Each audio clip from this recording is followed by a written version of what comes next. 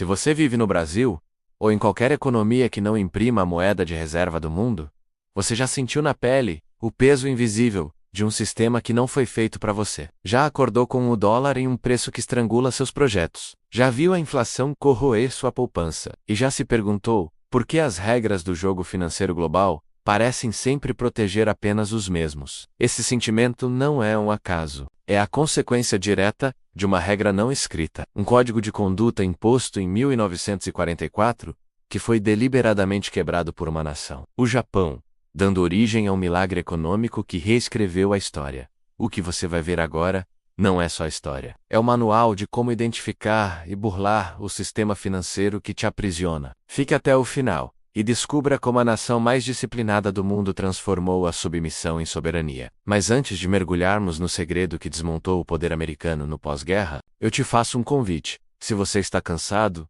de apenas ser vítima das oscilações econômicas e quer entender a matriz que controla sua vida financeira, inscreva-se e ative o sino. Só assim você terá acesso às chaves que desvendam os bastidores do dinheiro e do poder.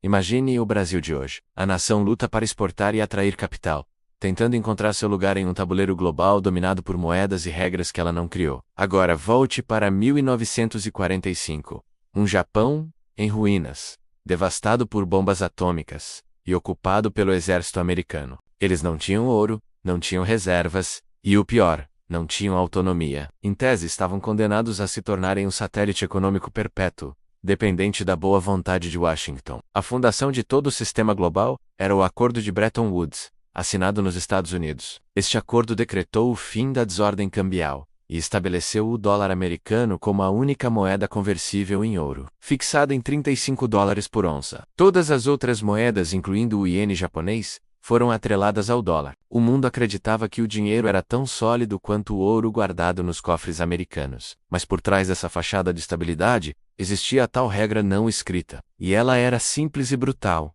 Os países só podiam acumular dólares até certo ponto. Eles tinham que usar seus dólares para comprar produtos americanos, para investir na economia americana, ou para financiar o déficit americano. A lógica era, se muitos países começassem a guardar dólares sem gastar, logo eles teriam dólares demais e começariam a exigir o ouro em troca. E os Estados Unidos não tinham ouro suficiente para cobrir todos os dólares impressos. Se isso acontecesse, a base de todo o sistema ruiria, a confiança evaporaria, e o dólar se tornaria apenas papel. Os Estados Unidos estavam dando ao mundo a chave para a prosperidade, mas com uma trava de segurança. Enquanto o Brasil, anos mais tarde, tentaria seu próprio milagre econômico, focado em endividamento massivo para obras e consumo interno.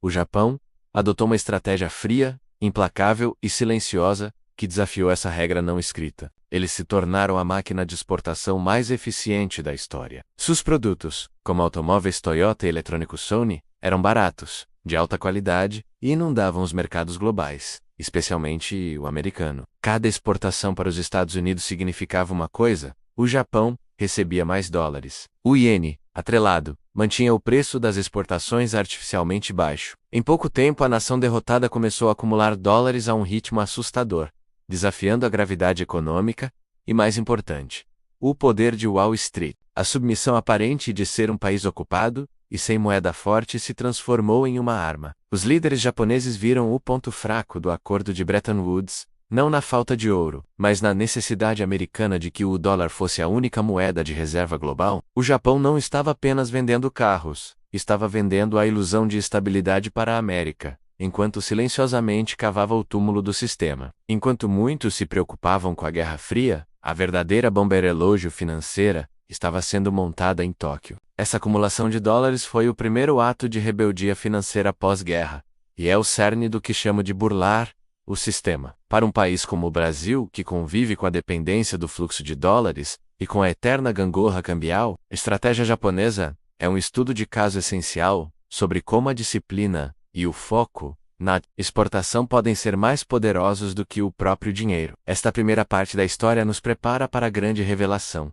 O que o Japão fazia com todo esse dinheiro? Porque não era apenas acumular, era reciclar o capital de volta à América, de uma forma tão engenhosa que a Casa Branca demorou anos para perceber que estava sendo superada pelo seu próprio protegido. A regra não escrita de Bretton Woods conforme estabelecida pelos Estados Unidos da América, ditava que os países deveriam manter um fluxo constante de dólares em circulação. Japão e Alemanha Ocidental, no entanto, viram o sistema como uma licença para a prosperidade. Enquanto eles exportavam produtos, acumulavam dólares. Se eles simplesmente guardassem esses dólares, a pressão sobre o ouro americano se tornaria insustentável rapidamente. Aqui está o golpe de mestre. O Japão não guardou os dólares em um cofre. Ele fez algo muito mais sutil e destrutivo para o sistema. Começou a comprar títulos do Tesouro Americano. O título do Tesouro é a dívida do governo americano. Ao comprar essa dívida, o Japão estava emprestando os próprios dólares que tinha acabado de ganhar, vendendo carros de volta para a América. Eles estavam reciclando o capital. O Japão não apenas inundou o mercado americano com seus produtos,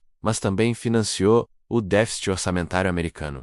Na prática, o Japão estava dizendo: aqui está o dinheiro para vocês continuarem gastando, para que possam continuar comprando nossos produtos, e para que eu possa continuar ganhando mais dólares, aumentando ainda mais o meu poder e a sua dívida. Isso não é apenas economia, é a arte marcial financeira. É usar a força do oponente, no caso, o dólar, contra ele mesmo. A estratégia funcionou perfeitamente. O Japão mantinha o valor do iene baixo, o que garantia que seus produtos continuassem competitivos globalmente, gerando o milagre de crescimento de 2 dígitos, que o Brasil, em sua euforia de endividamento, jamais conseguiu sustentar. Enquanto a América se afundava em gastos militares com a Guerra do Vietnã e programas sociais, o Japão e a Alemanha, o outro grande exportador, acumulavam poder silenciosamente. A conta chegou em 1971, a acumulação de dólares por esses países, uma acumulação forçada pela própria regra de Bretton Woods, mas transformada em arma pelo Japão, gerou o que ficou conhecido como a crise da balança de pagamentos. Os cofres dos bancos centrais, incluindo o do Japão, estavam abarrotados de dólares, e eles estavam ficando nervosos. A qualquer momento, um grande parceiro poderia exigir a conversão de seus dólares em ouro, e o Tesouro Americano não tinha mais ouro para honrar o compromisso. Em agosto de 1971, o presidente Richard Nixon, em um movimento conhecido como o Nixon Shock, foi forçado a anunciar o fim da conversibilidade do dólar em ouro. Era o fim oficial de Bretton Woods.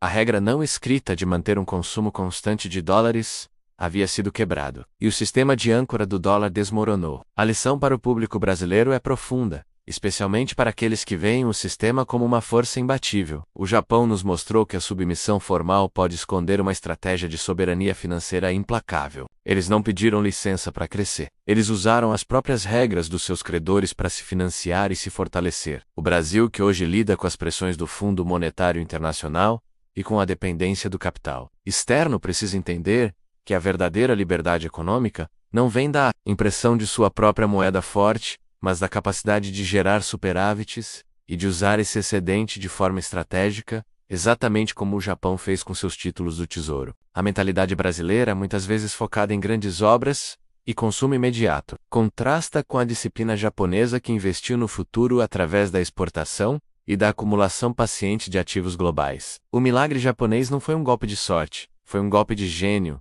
que explorou a fraqueza do império. O Japão desvendou o código secreto do sistema. O poder do dólar residia na confiança de que ele era lastreado em ouro. Mas seu calcanhar de Aquiles era a impossibilidade de manter o lastro real, diante de uma acumulação massiva e disciplinada. A verdadeira regra não escrita não era sobre ouro, mas sobre controle. E o Japão o tomou. O que aconteceu depois de 1971? O dólar se tornou uma moeda fiduciária, ancorada apenas na força militar e econômica dos Estados Unidos da América, mas a semente da independência financeira já havia sido plantada no Japão e em outras nações exportadoras. A história do dinheiro é sempre a história de quem define as regras e de quem tem a inteligência para burlá-las. Se você deseja a liberdade que o Japão conquistou, precisa primeiro enxergar as regras não escritas, que controlam sua carteira e seu futuro. Este conhecimento é sua única defesa e sua maior arma. Se esta história acendeu uma luz sobre como o sistema financeiro realmente funciona, a melhor coisa que você pode fazer é compartilhar este vídeo. Ajude-nos a expor as regras não escritas para que mais pessoas possam construir riqueza com base no conhecimento e não na ingenuidade. A revolução financeira começa com a informação.